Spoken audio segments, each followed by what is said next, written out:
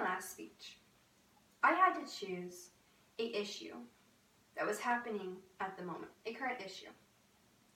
My topic, I chose how rural communities across America, the growth is decreasing. In this speech, I'm going to further my research. I'm going to explain 3 main things in this speech. Number 1, I'm going to describe how population growth is changing in rural America. Number 2, I'm going to explain why the population growth is declining in rural America. And number 3, I'm going to describe to you what this new generation can do for our country and how we can preserve our rural communities for the next generation. The first thing I'm going to address in this speech is to describe to you how the population growth is changing in rural America. Many people are moving away from the spacious and freeing feeling of the country to the more overpopulated and crowded cities. Many of these people are young families, if not young people that just graduated college. In a census in 2010, a study showed a growth in certain areas in the United States. It showed that the west and south parts of the United States showed an increase of 13.8 to 14.3%. But the Midwest, on the other hand, only showed a population growth of 3.2%. Now over the years, this number has decreased drastically and continues to decrease. But the young people are moving to the bigger and more efficient cities. How can we keep this population growth increasing in rural America? I myself have experienced this with friends and neighbors and families I've known throughout my whole life. Many people moving away.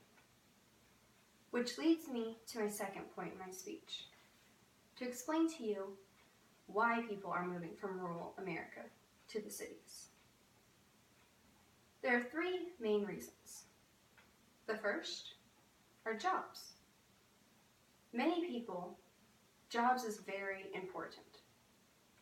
To find a job is hard in these rural communities unless you are a farmer or a small business owner. In the cities, you have more of an option and a choice for what you want to do and the career you want to pursue. Number 2 is protection. Protection is very important for families and elderly people. In the city, you have protection, if not a block or a mile away. You have neighbors close by and policemen and firefighters on patrol all the time. In the country, you would have to wait for a few minutes, if not an hour, before someone could reach you. The third reason is economics, school and health choices. Education to young people and young families is very important.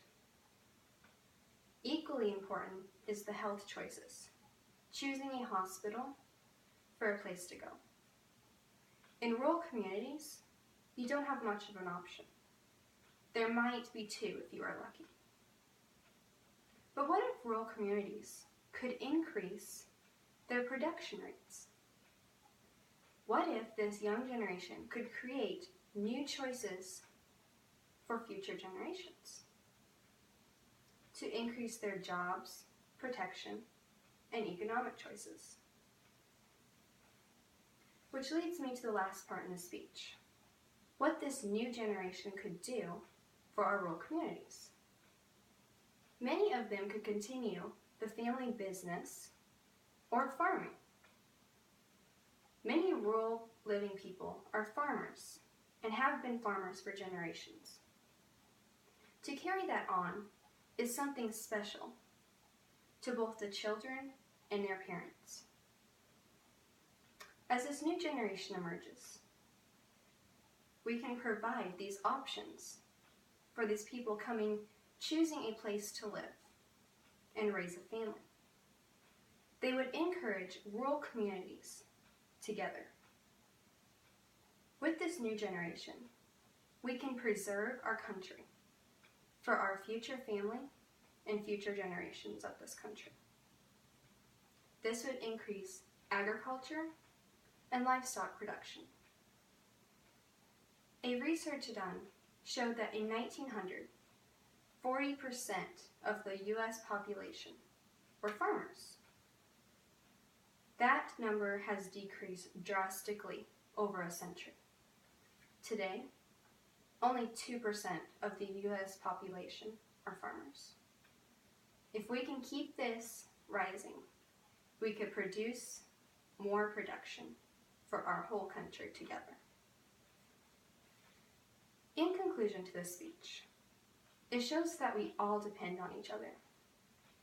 If you either live in the city or in the spacious and freeing feeling of the country, country life is simple and pleasant, but they all work hard for what they want and what they have earned. And if this new generation that's emerging can provide these choices and jobs and protection for our rural communities, then we can increase population in rural America. If this new generation works hard enough for our country and our rural communities, it will be preserved for future generations of the United States. Thank you.